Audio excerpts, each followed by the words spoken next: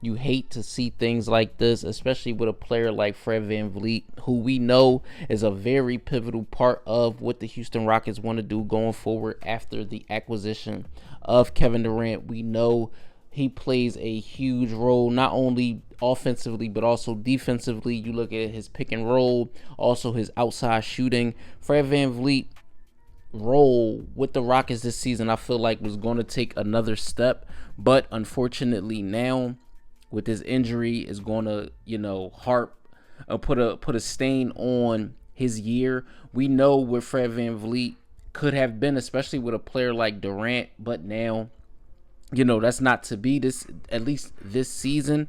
Now, you look at it two ways, right? Now with Fred VanVleet being sidelined, you say, okay, for the Rockets, who's going to step into that role to be the main ball handler as far as, point guard is concerned? You look at guys like, is it going to be Amin Thompson being put into that position to be the vocal point, or is it going to be a guy like now Reed Shepherd?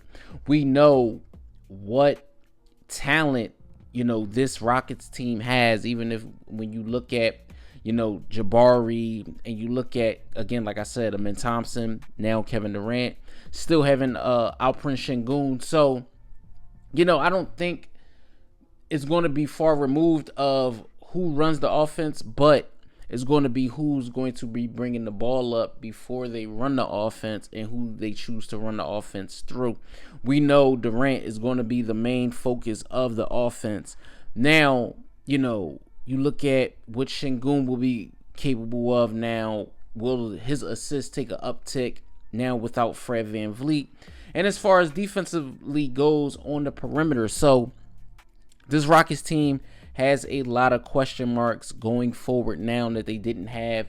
And of course, we know about names swirling around, but I doubt if they make a big splash now